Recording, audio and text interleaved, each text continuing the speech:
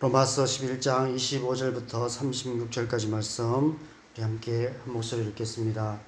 형제들아, 너희가 스스로 지혜 있다 하면서 이 신비를 너희가 모르기를 내가 원하지 아니하노니, 이 신비는 이방인의 충만한 수가 들어오기까지 이스라엘에 들어는 우둔하게 된 것이라.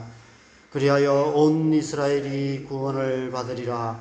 기록된 바 구원자가 시온에서 오사 야곱에게서 경건하지 않은 것을 돌이키시겠고, 내가 그들의 죄를 없이 할 때에 그들에게 이루어질 내 언약이 이것이라 함과 같으니라.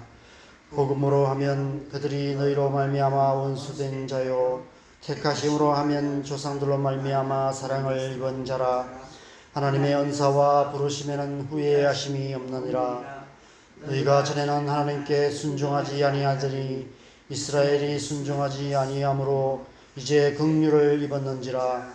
이와 같이 이 사람들이 순종하지 아니하니 이는 너희에게 베푸시는 긍휼로 이제 그들도 긍휼을 얻게 하려 하심이라.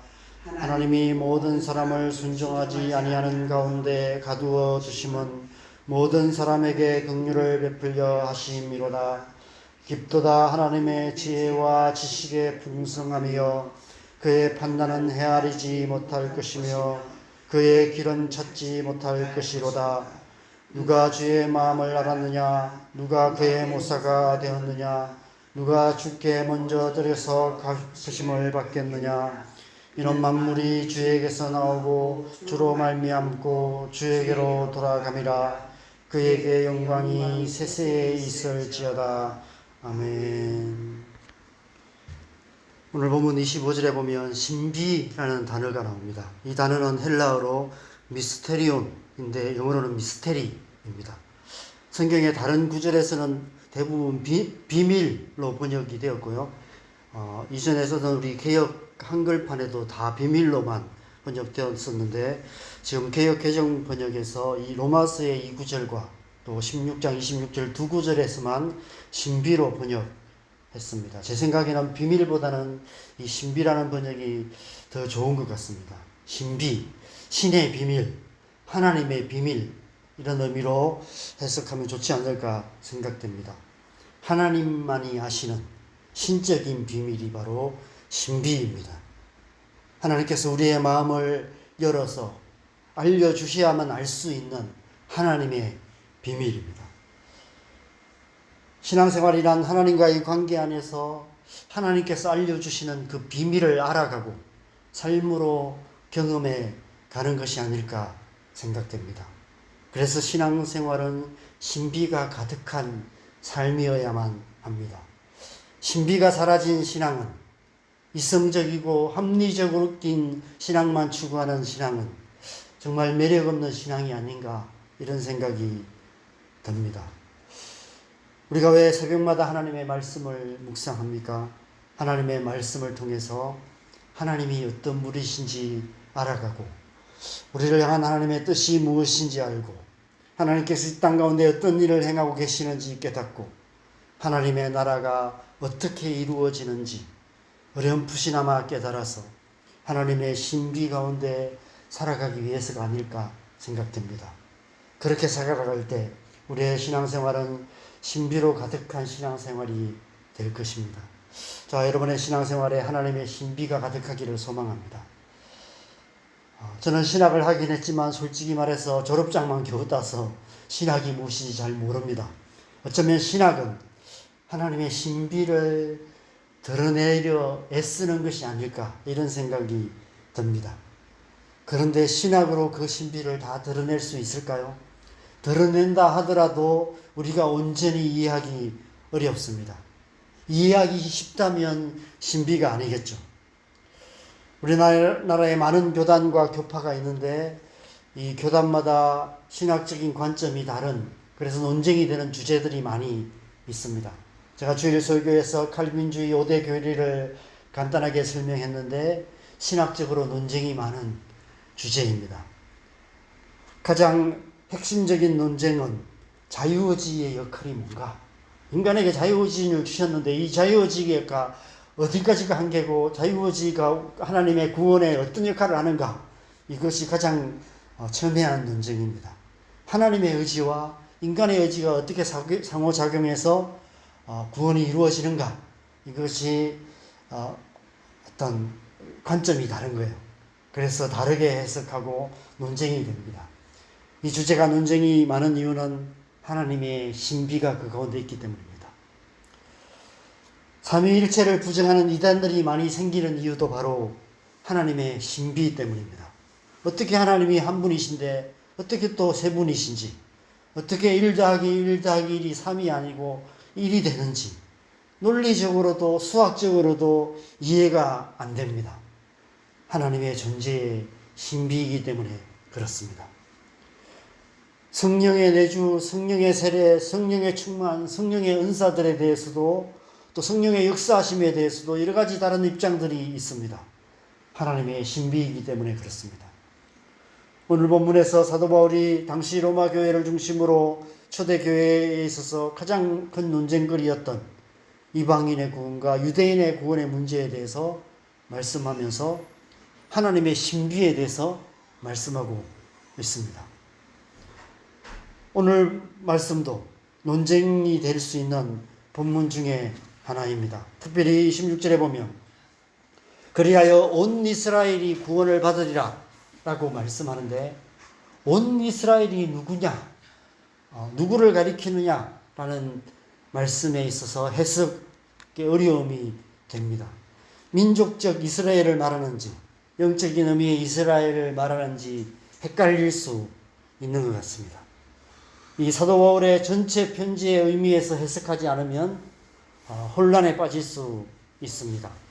이 앞뒤 문맥을 다 빼고 오늘 본문만 해석하면 이방인의 충만한 수가 찬 후에는 모든 이스라엘 백성들이 구원을 받는 것처럼 그렇게 이해될 수 있는 그런 본문인 것 같습니다.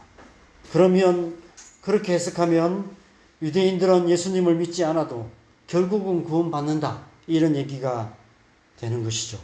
오직 예수, 오직 믿음이라는 사도 바울이 전하는 복음의 정면으로 대립되는 말씀이 됩니다. 예수님께서는 단지 이방인들의 구원을 위해서만 십자가를 지신 것이 되는 것이죠. 그래서 그렇게 해석하는 것은 잘못된 해석이 되는 것입니다. 하나님께서 온 이스라엘이 구원을 받는다라는 의미 안에는 바로 믿음의 자손, 믿음의 아브라함의 자손, 영적인 이스라엘을 의미하는 말씀인 것입니다.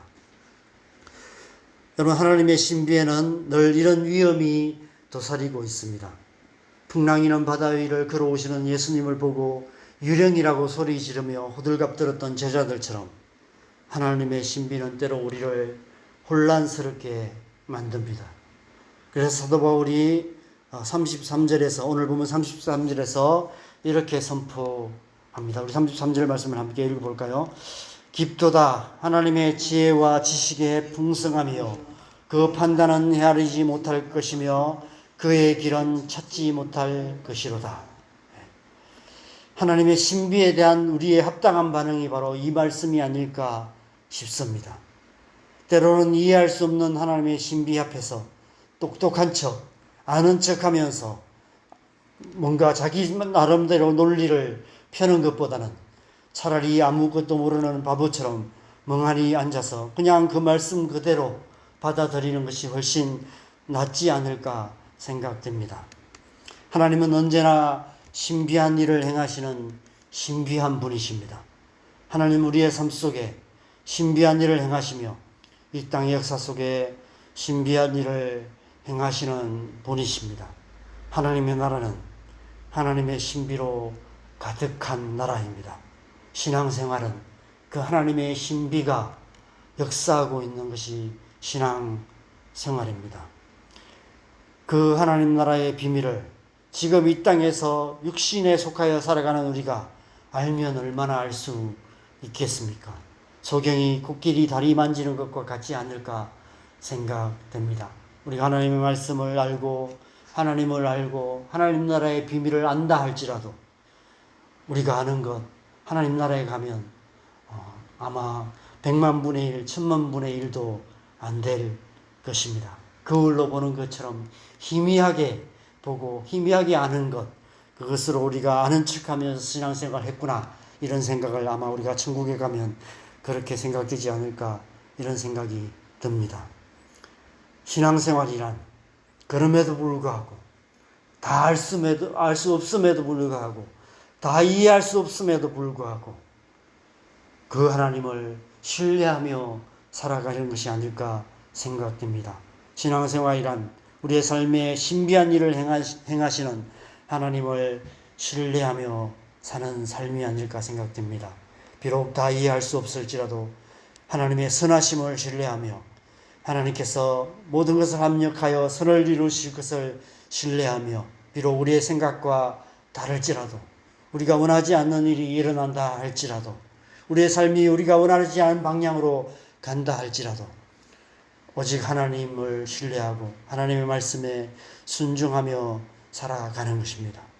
이삭을 바치라는 도무지 하나님답지 않은 어처구니 없는 요구에도, 그럼에도 불구하고 그 하나님의 말씀에 순종하여 이삭을 손을 잡고 모리아산을 올랐던 아브라함처럼 도무지 이해할 수 없는 하나님의 신비를 삶으로 살아내는 것, 그것이 합당한 신앙생활이 아닐까 생각됩니다.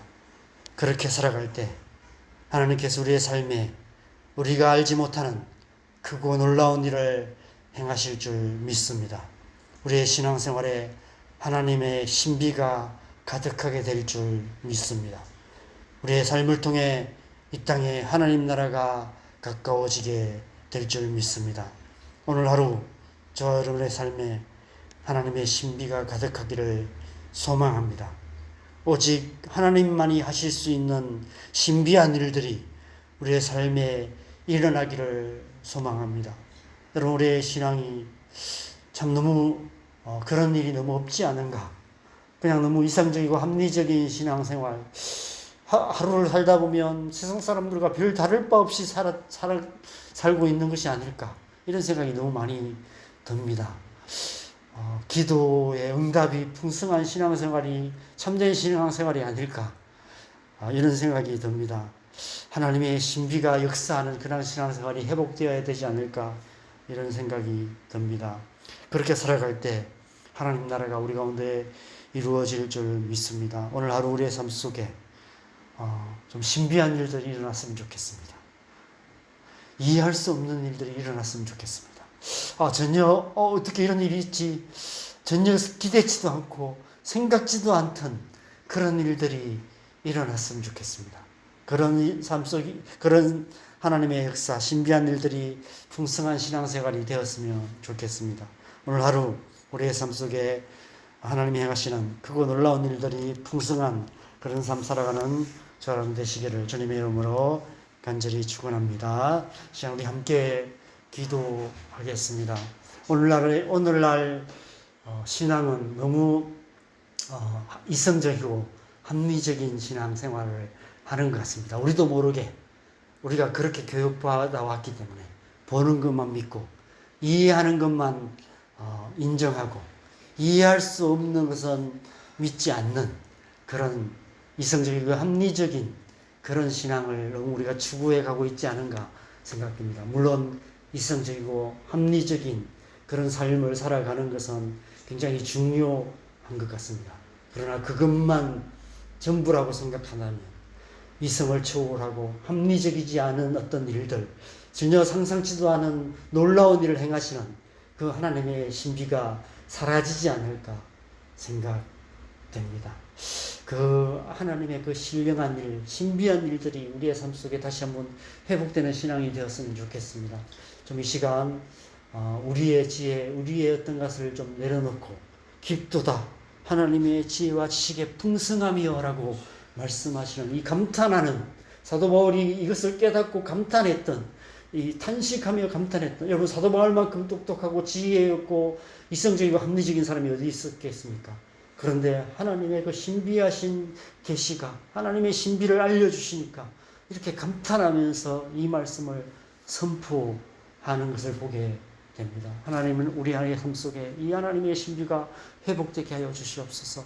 그래서 정말 우리의 삶 속에 하나님의 이 놀라운 일들이, 크고 놀라운 일들이 우리의 삶 속에 일어날 수 있도록 우리의 삶을 다시 한번 올려드리면서 기도하시고, 또 우리의 자녀들 가운데, 또 이 땅의 교회 가운데 정말 하나님만이 하실 수 있는 크고 놀라운 역사들이 일어날 수 있도록, 그래서 정말 삶의 경험을 통해서 하나님은 이성을 초월하고 우리의 지식을 초월해서 크고 놀라운 일을 행하시는 분이시구나라는 것을 고백하면서 그렇게 하나님 앞에 나아가는 역사들이 일어날 수 있도록 우리 함께 기도하시고 자유롭게 기도하시다가 들어가시면 되겠습니다. 함께 기도하겠습니다. 함께 기도합니다.